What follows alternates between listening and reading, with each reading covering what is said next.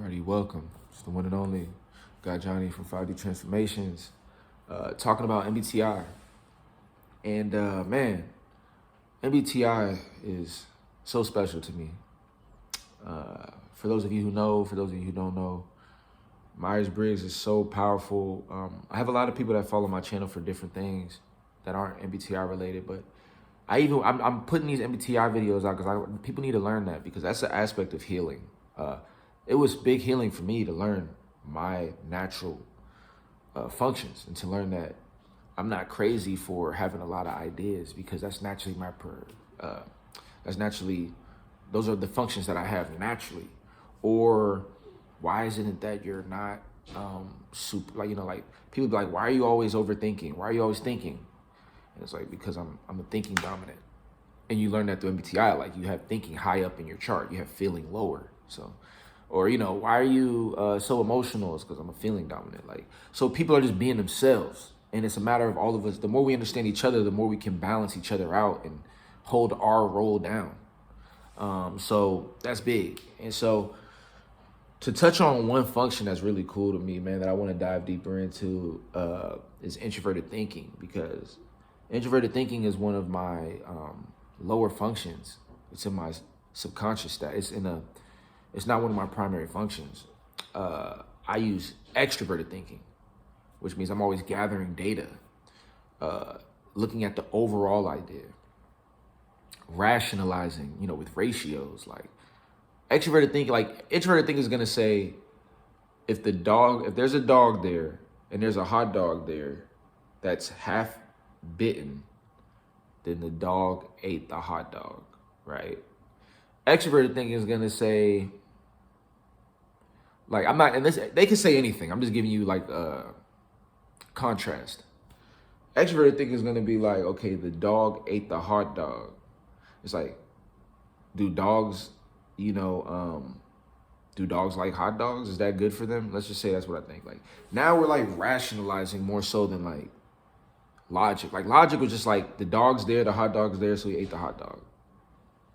Rationalizing is like, do dogs like hot dogs? Can they eat hot dogs? Like, rationalizing is more so, it's not linear, but it's still coming to an equation. Like, it's still equaling because then you say, okay, you might read, and let's say, for example, it says dogs don't like hot dogs.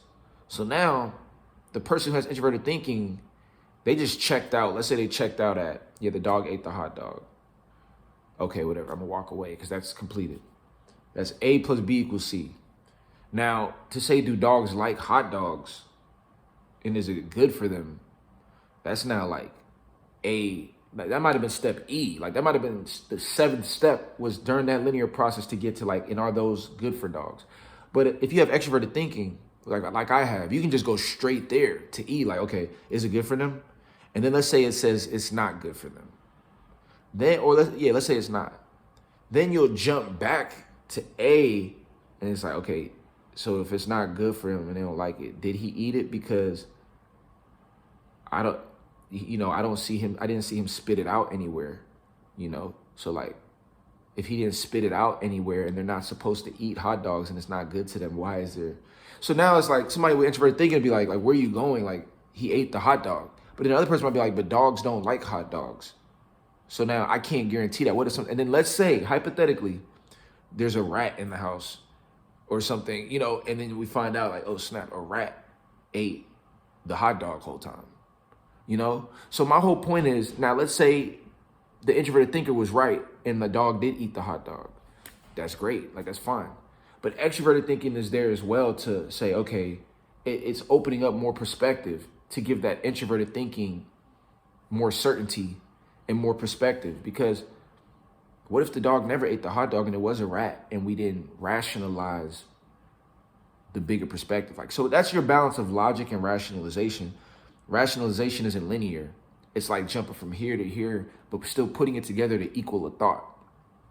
And that's kind of deep how I put it, or kind of weird, but I feel like that if you understand this type of stuff, you should get a lot of value from that, because this is what we're talking about: rationalizing versus thinking. So versus logic. You need both. So, you need both. So, but what I love about introverted thinking is that there's like a righteous element that I think is powerful with introverted thinking. Introverted thinking is your first thought. It's your pure thought. You know, and that can come off arrogant, not really thought out. You know, one thing that's interesting about introverted thinking is that introverted thinkers naturally reframe reality to fit the thought that they already have. It's very hard to get an introverted thinker to change their thought. It's just, all you can really do is just add thoughts to what they already think, or throw in thoughts to get combated. Like, introverted thinking is more so like it's fighting thoughts, and then certain ones are sticking around and they're like, all right, I'll let you stand here before I fight you. But I'm still gonna fight you too, but I'm fighting everybody else. And then it's like, okay, yeah, you can come here too, you can come here too, but I'm fighting everybody else. So after you talk to an introverted thinker, it's like 3 good ideas that you got through to them. You might have said like 20 other thoughts, like, hey, screw all of those. And then the 3 that they get, it's not like, okay, I'm gonna, like, rationalization, like TE and rationalization allows you to rationalize all these thoughts together to come to an overall truth so that they all fit. So you're gonna abandon what you think, and you're gonna rationalize these together to build an external thought, like a new thought based on these new thoughts that came in. You're creating now like a super thought. Introverted thinking is gonna instead take these thoughts and be like, which ones fit what I'm already thinking and are gonna bolster what I already think. This is the truth, but flick that, it doesn't matter. This truth, this connects to what I'm saying, so I'm gonna bring this in. And this one, and when they explain it, they're gonna say, yeah, you know, I think blah, blah, blah based on this, you know. But it's like, it's what I already think, and now I'm trying to pick up thoughts to build what I already think. And extroverted thinking is like, what are the thoughts that people think, and what is, like let's push that forward. So there are 2 sides of the scale. On one level, it can be bad. You know, if someone's too introverted thinking focused, because they'll never change their thought, which they're not going to really do anyways, to be honest.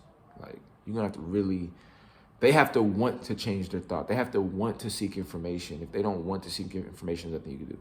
Even with extroverted thinkers, there's nothing you can do. But extroverted thinkers are more so,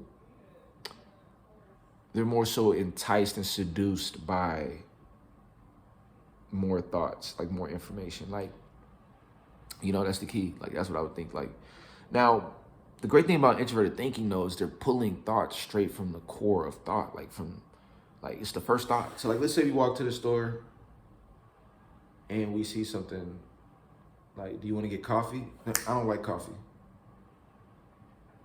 Okay. Like, so where do you want to go? Let's say freaking Panera pops up. All right, let's go to Panera. All right, cool, we go to Panera.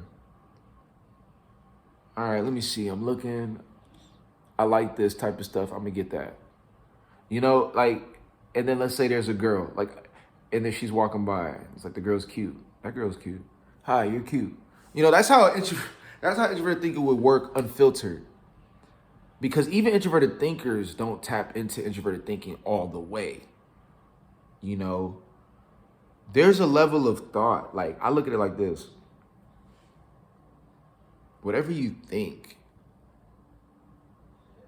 you know, whatever you think is what you think. It's the truth of what you think. And the only way you can alter your thoughts, and the only way you can alter other people's thoughts, is by truly communicating what you think and hearing what they think and trying to come to a truth. I think introverted thinkers, their development is going to come from